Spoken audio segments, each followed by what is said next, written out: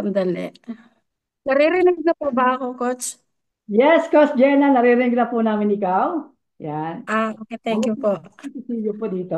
Bago po ang lahat, good evening, good morning, and good afternoon po. Saan sulok man kayo ng mundo, hello, hello po sa inyong lahat.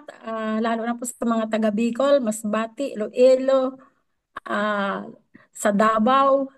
Hello po sa inyong lahat. Bago po ako magsimula po, sana po ma-inspire po kayo sa aking i-share sa inyo kung paano po ako napunta dito sa negosyong ito. Una po sa lahat, ako po ay nagpapasalamat sa Panginoon at ako po ay kanyang dinala dito sa opportunity na ito. Pangalawa sa aking coach, sa aking upline, Coach Cora and upline Maki. Thank you po sa inyo, sa kay Coach Melinia, kay Coach Joey at kay Coach Joel. Kay, marami po, hindi ko na po kayo maisa-isa. Nagpapasalamat po ako sa inyong lahat-lahat at ako po ay natulungan niyo po dito sa negosyong ito na matuto at sa ngayon po ay nai-enjoy ko na po siya. So, bago pong lahat ako nga po pala ay magpapakilala muna. Ako nga po pala si Gina Vista, Silver Rank, and ang location ko po ngayon is nandito po ako sa Cavite. Dito po ako nagtatrabaho pero ang ano talaga is taga Masbate po ako. Um, ang background ko po ay isa po akong kasambahay. At paano nga po ba ako napunta dito sa Kailib Food? Paano ako na-invite? Ang madali lang naman ako ng ano kasi ako naman po ng klaseng tao eh hindi naman ako yung arte. Basta ginusto ko talaga. Ginagrab ko kaagad kasi mahirap nang palampasin mo ba kasi pag may dumating na nga, halimbawa nga dumating, palagpasin mo yan po kasi hindi na yan babalik. So, automatic po, yun po. Nakapag-invite po sa akin dito is si Coach Cora po. Isa po siyang dati ko rin kasamahan doon sa dating company nga inano namin. So, nung na-invite niya po ako dito, dati kami magkakasama doon sa dating company namin tapos medyo nagkaroon kami ng problema doon. So, nag-stop ako. Tapos si Coach Cora, hindi ko po alam nga nagsisimula na po siya pala dito. So, pero bago si Coach Cora nakapag-invite sa akin, nauna na yung pinsan ko nga nag-invite sa akin. So, nung umano noon, inano na niya ako, sabi lang niya kasi sa akin, is mag-join na daw ako dito. Basta ano lang niya ako, nga walang paliwanag. So, siyempre, aware na ako sa ganun nga. Kasi kahit ano naman pong bagay, hindi po pwede yung wala tayong gagawin. Nga basta kikita lang tayo na wala tayong gagawin. Hindi ako naniwala doon. So, nung inano ako ni Coach Cora, na sabi niya sa akin, gusto ko daw diba ng extra income. Sabi niya ganun. Tinanong ko siya. Sabi ko, ano yun? Sabi niya, may send ako sa'yo nga video, panoorin mo. So, nang sinend niya po sa akin yung video, pinanood ko po siya, bali 3 beses ko po siya inulit-ulit hanggang sa naintindihan ko po kung paano ang kitaan, paano ang gagawin. Kasi alam ko may gagawin talaga. So, nung inano ko yon hindi na ako ano noon, hindi na ako makatulog. Tapos, nag-ano na ako noon nga, ano kaya sabi ko, magjo-join ako dito o paano ba? Sabi ko ganun. Pero sayang kung palalagpasin ko dito. Wala na, hindi na ito babalik, sayang. Kaya ang ginawa ko po noon is automatic po nag-join na ako. Bago po ako nakausap ni Coach Maki, nakapagpadala na po ako. Hindi ko pa lang sa kanya isinend yung ng resibo ng sa GCash. So bakit ko nga po pala ginagawa itong si Libod? Unang-una, siyempre, may mga pangarap po tayo sa buhay. Kasi ako talaga, sa mag-isang magulang, may mga pangarap ako nga para sa mga anak ko. Nga, ang pagiging magulang kasi hindi yun ang ano lang. Mayroon pa po ang magulang walang pagkalulang katapusan ang pagtulong sa mga anak. So may ano kasi ako, may prinsipyo kasi ako nga, ayaw kong dumating sa panahon na ako ay manghihingi sa mga anak ko, lalo na may edad na ako. Sabi ko, dadating ako sa punto na hindi ko na kaya magtrabaho. So anong opportunity na pwede kong gawin habang nasa bahay na lang ako nakatambay? Ayaw ko namang masa sa mga anak ko. Siyempre, may mga pamilya na sila. Paano ko yung kinikita nila? Sapat lang din sa kanilang pamilya. So, mahirap. mahirap umasa. Kaya iba talaga yung may kita ka, talagang may sarili ka. So yun ang ginawa ko. Hindi na po ako nagdalawang isip. Talagang grab ko na ito si Live Good. Paano ako naging silver? Paano ako na? Ang ginawa ko lang po talaga ay sumunod ako sa mga inaano sa akin ni Coach Maki. Tapos kung anong nasa training. Sa training po talaga. Ang pinaka-importante sa training. Diyan po ako natuto sa training. Kasi sa iniisip ko kasi noon, sa Katolik ko, ako grade 1 lang. Naka-grade 2 naman ako pero 2 linggo lang sa grade 2. Sabi ko, nung pinapanood ko yung habang nag-attend ako ng training, doon ko na ano na ganito lang pala ang dapat gawin para kang nagsisimula sa grade 1. Doon sa training, tapos na yung nag-start po yung batch 1 po kami. Batch 1. Pero malaking naitulong sa akin ng Dawan Academy. Yung at yun ang ina-apply ko sa ngayon ang ina-apply ko kung bakit ako naging silver. Doon naman sa mga kagaya mga baguhan, alam kong mas kaya ninyo ito kasi kung ako nga po nga hindi nakapag-aral na kaya ko nga. Kayo pa kaya? O, di ba? Saka kailangan talaga nyo ito i-grab. Bakit? Hindi hindi rason po yung kagaya halimbawa mga empleyado kayo. May mga ipon kayo nga. Paano kung magkaroon kayo ng maganda? Hindi naman natin sinasabi na magkakaroon tayo sa huli ng hindi natin inaasahan.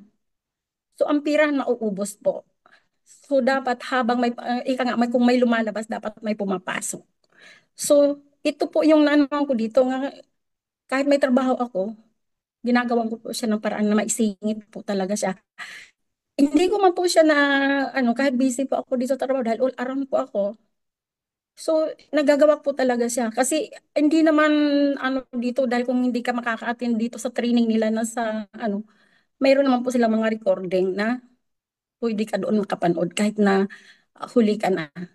At saka unang-una po talaga dapat may babaguhin kayo sa sarili niyo kung seryoso po kayo dito. Kasi ako noon, mahilig ako sa manood ng mga balita. Mahilig ako sa yung nanonood na mga video-video, mga ganun-ganun. Lahat po yung winala ko yan. Hindi na ako nanonood. Yung imbis na manood ako ng TV, dito ko po siya ginagamit, ang oras ko. Hindi ko ginagamit na sa mga ganong Kasi wala naman ako makukuha doon. O, isipin mo, puyat lang din ang Di magdito na ako magpuyat, may kita pa ako. O, di ba? So, doon sa mga baguhan ngayon, kung kayo po ay nagduduwa, nag-aalanganin, wag na po kayo magpadala ng takot nyo, pang duha-duha. Wag nyo na po yung kasi ang ito, nyo na ito, kung bakit nyo ito nakita, may purpose po ito na kailangan nyo pong itry, subukan. Kasi kung hindi nyo susubukan po, hindi nyo po malalaman na ito pala ay para sa inyo. Ang example, ako noon, hindi ko talaga iniisip yan na matututo ako, magaganito ako, nga haharap sa camera or wala talaga akong dahil ninenervyos ako noon, nahihiya. Kasi ang iniisip ko noon, wala ako hindi ko kaya ito dahil unang-una nasa isip ko kasi noon, ang may kakayanan lang mag-ano sa mga ganito, yung mga professional talaga, may mga tinapusan, yun ang nasa isip ko noon. Pero dito pala hindi yan required. Lahat po pwede. Basta willing kang matuto. Makinig ka lang sa mentor mo, sa coach mo, or sa apply mo. Diyan ay ipupost ka talaga nila nga kung ano yung narating nila, doon ka rin papunta. Hindi yung hihilahin ka nila pababa. Kaya dapat lang po talaga tiwala sa sarili. Ah, yung mga iniisip nyo nga, halimbawa kung anong mga na ano nyo nung una, kalimutan nyo na yun. Ang isipin mo yung paparating. Yun po ang ko. Kasi wala pong ibang tutulong sa inyo kung hindi kayo mismo. Ang takot, nandiyan lang yan. Pero pag nakapagsimula ka na, nawawala na. Lalo na pag may kita ka. Yun yung sinasabi sa akin nila mentor, nila Coach Maki noon, na sabi ko, nahihiya ko, kaya ko ba yan? Sabi ko gano'n. Totoo pala yun nga, pag nagkakalaman pala ang bulsa mo, kumakapal na yung mukha mo. Na ngayon, ano ko na po yan. Kaya sobra pa ako sa kanilang papasalamat. Doon naman po sa mga leader na, ah, kung tayo po ay nakapag-invite na may mga po tayo, wag nyo nun po silang siguraduhin po natin nga wag natin silang iiwanan. Yung pinangako natin, tuparin natin. Nga ano't ano man ang mangyari, nandyan kayo, nag-guide sa kanila. Kasi yan ang purpose natin nga kung ano yung naipasa sa atin ng ating mga upline, yun din ang ipapasa natin sa ating mga downline. So, kailangan mo lang talaga mag-attend ng training. Kasi dito sa training, malaki ang matutulong nito sa'yo. Dito mo lahat matututo. Kahit sabi mo, hindi ko yan kaya kasi hindi ako nakapag-aral. Imposible pong hindi ka matututo kung makikinig ka lang at susunod ka. Huwag ka lang maraming rason. Kasi kung talagang gugustuhin mo kahit anong bagay, pag ginusto mo talaga may paraan. Ganun lang ang ano nun. So yung doon naman sa mga ang may papayo pa rin sa mga gusto nga baguhan. Wag na po kayo sana wag na po kayo mag-alanganin pa. I-grab niyo na po itong opportunity nito. Dahil naniniwala pa ako nga kung nakaya ko, kayang-kaya po ninyo. Huwag niyo pong pagdudahan. Ang kailangan niyo lang po is tiwala sa inyong sarili, tiwala niyo sa inyong mga upline, kung anong sinasabi nila, sumunod lang po kayo. Yan lang din po ang ginamit ko na ah, ginamit ko para kung nakarating sa ganito na ano ngayon. Nung, at saka malaki talaga ang maibabago dahil nung una, nahiya ako makipag sa tao. Pero nung nakakarating ako ng mga event, masarap pala ang pakiramdam, malaki ang naitutulong sa inyo na mabago yung sarili mo. Yung nakakasalamuha ka sa mga matataas na tao. Tapos yung ano nila, hindi iba, para kayong parang pamilya po talaga kayo. Kung ano yung ano nila, ganun ka rin. Na-experience ko pa yun, kaya hindi ko po tinitingnan yung mga gastos or ano, hindi ko po tinitingnan yan. Kasi ang ano ko po talaga ay yung aking magiging karanasan ko, kung ano maitutulong nun sa akin. Ganun po ang ginawa ko. At saka kailangan porsigido ko po talaga ang gagawin mo. Kasi kapag ano ka nga, sa sarili mo may duda ka, wala na. Ikaw mismo duda sa sarili mo, kaya pati yung mga tao nga nag-ano sa'yo, magdududa din. Pangalawa, tapos ito pa, doon sa mga ano nga, sabi silang nahirapan sila dahil walang invite. Ganito po ang gagawin nyo.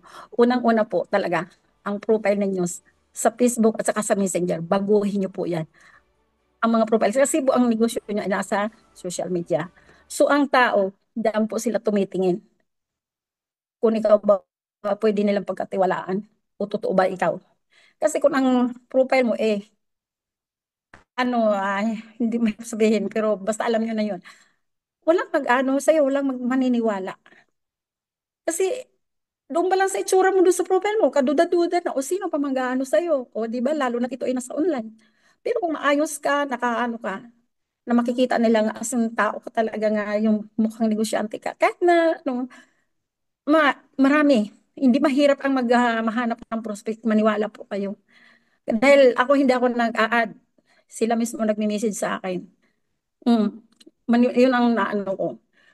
Kaya, ang ano ko lang, lalo na doon sa mga baguhan, pag kayo po ay ano dito, siguraduhin nyo po nga seryoso kayo. Isipin nyo kung ano ba ang maibibigay nito sa inyo, maitutulong nito. Kasi hindi tayo pabata eh. Lalo na sa mga edad na katulad ko, hindi na tayo pabata. So darating ang time na hindi na po tayo makakapagtrabaho, hindi na natin kaya. So ano ang pwede natin gawin pag nasa bahay na tayo? O di ba? Mahirap ang walang pera. Kasi alam mo, pag wala kang pera, may gusto kang bilhin, may gusto kang kainin. May gusto kang bilhin gamot, di mo mabili dahil wala kang pera. Aasa ka sa hingi. Mahirap yun. Kasi kahit na may mga anak ka, hindi mo masisiguro nga magbibigay sila yan, magbibigay nila at ang gusto mo. So iba talaga pag may kita ka, may sarili kang kita. Ganun lang po ang maano ko to. Kaya kung kayo po ay nagdududa, tingnan nyo na lang po ako. Ano ba ako dati? Wala lang akong maipakita sa inyo na picture nga yung dati kong mga picture. Siguro kung makita yung picture ko noong hindi pa ako nasa ganitong baka hindi ko lang alam kung ano masasabi niyo sa itsura ko noon. Kaya napakalaki pong ibago sa natulong sa akin ng business na ito. Kaya sobra po ako nagpapasalamat sa kay Lord nga dinala niya ako dito at nakilala ko ang aking mga coach, ang aking mga upline. Kaya maraming maraming pong salamat talaga sa inyo. Iyan lang po masishare ko sa ngayon and thank you so much po. Back to you, Coach Joey.